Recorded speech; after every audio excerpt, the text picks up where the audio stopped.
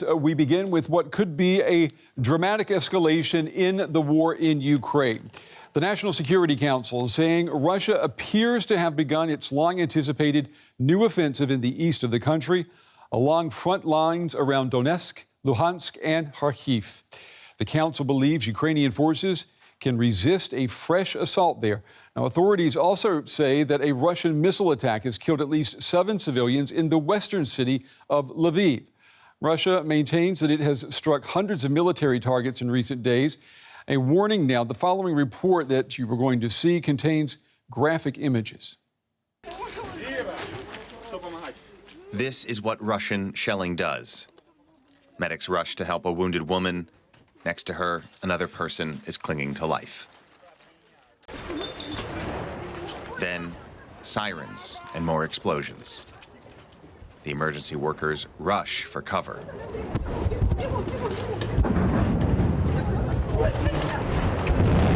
They have no choice but to leave the victims exposed and bleeding out on the street. Sunday's shelling of Kharkiv, Ukraine's second largest city, killed at least 5 people and wounded another 13. Graphic scenes like this one have become commonplace around the country. As Russian forces bear down on eastern Ukraine, they're keeping up with attacks elsewhere in an apparent effort to weaken Ukraine's ability to defend itself. I call on all those who live under unending bombardment to leave. Our volunteers will help you do that.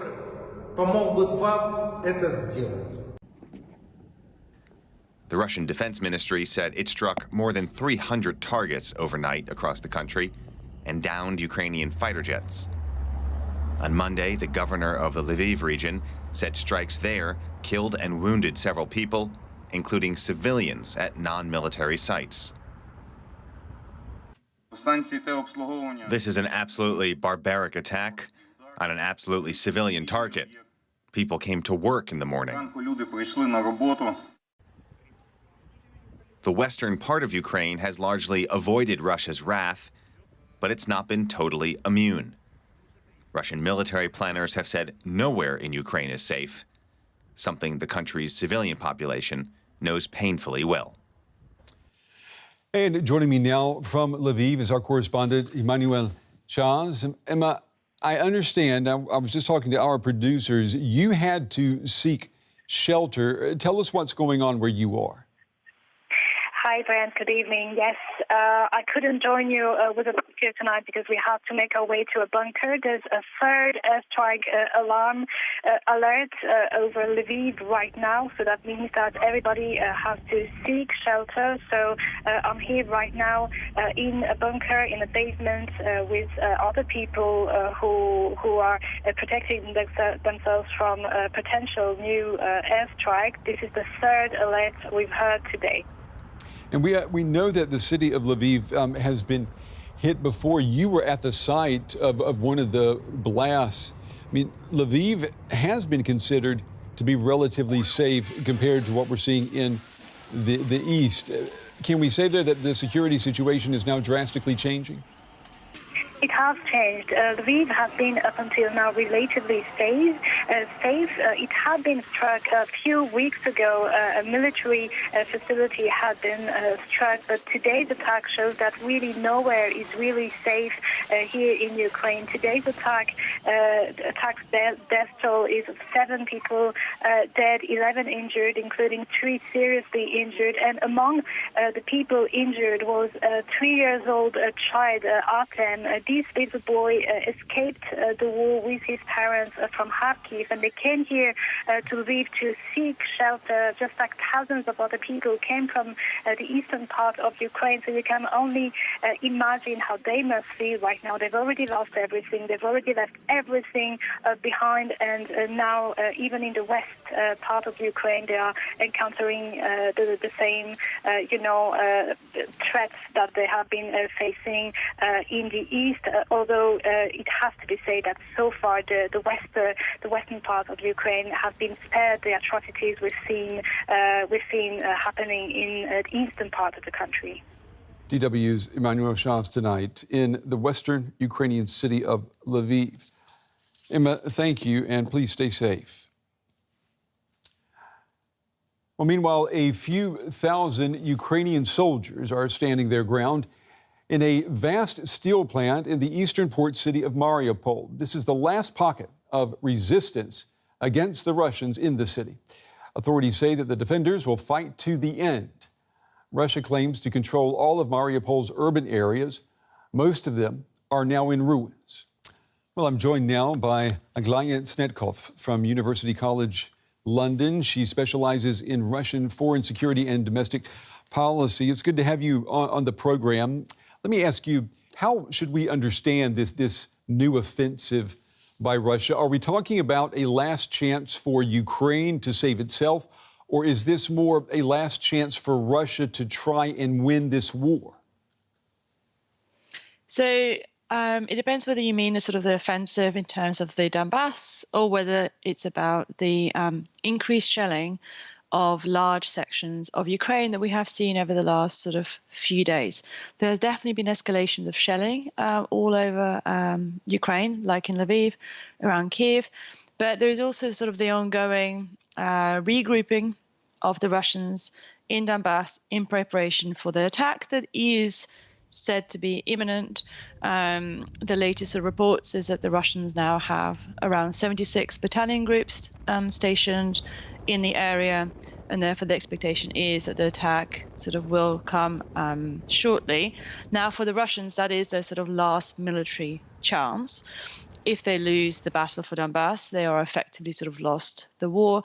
And that is why the expectation is that the Russians will really try and sort of focus on this military operation in order to try and to get as much out of it as they possibly can. And we have to consider the fall of Mariupol to Russia. That seems all but certain. That would be a huge loss for Ukraine. What will this mean then for the defense and security calculus in Kyiv? So I think in reality, we have been expecting the fall of Mariupol for a while now. It was a question of when and not a question of if.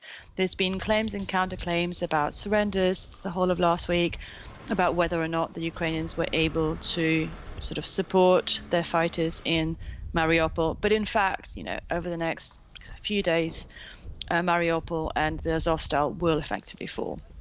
Hence, the sort of the ultimatum. I want to ask you too, in terms of what it means. Yeah. Go ahead. No. In terms of what it means, so it will be seen as a victory for the Russian side. It's important symbolically. It's important because it is a major port in the Azov Sea for the Ukrainians, so it cuts off the Ukrainian control of the Azov. It will also be symbolically important from the point of view of sort of the anti-Nazi crusade that President Putin has been going on. And it will also allow the Russians to reinforce their campaign in Donbass by moving the troops from Mariupol eastwards. From the point of view of Kyiv, because they've been expecting it, I don't think that the fall of Mariupol will come as any surprise. And therefore, tactically and strategically, they would have been planning for that. So that's not expected. They would have calculated it into their sort of strategic planning. And beyond the battlefield here, the EU Commission Chief Ursula von der Leyen said in the past few days that it is just a matter of time now before Russia goes bankrupt. And I'm wondering, is Russia now running against the clock here and running against these economic sanctions while Ukraine finds itself rushing to keep itself armed so that it can continue fighting? Are those the two background battles that have emerged in this conflict? So to some extent, yes, but I think we have to keep in mind that at the moment what we have on the battlefield is essentially the Ukrainians having the manpower, particularly through mobilization, but needing sort of more firepower. The Russian major problem is the lack of manpower. So even if we hear the stories of sort of tank producers no longer being able to produce tanks, no difficulties in trying to create sort of new equipment. Actually, in terms of equipment, the Russians have enough, but it's a question of whether they have sufficient sort of manpower, soldiers to be able to fight it. In the long run, sanctions will, of course, have very negative fallbacks in terms of Russians' capacity to rebuild themselves militarily.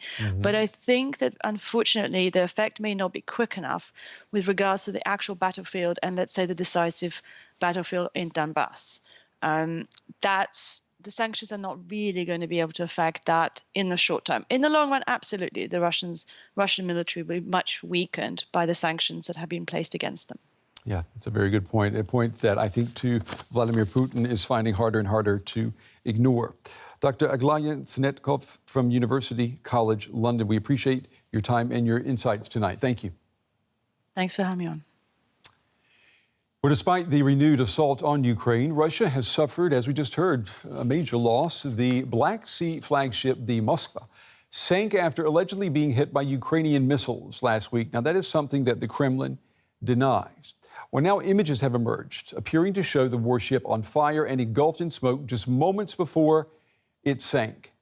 The missile cruiser was the biggest Russian warship lost in action since the Second World War.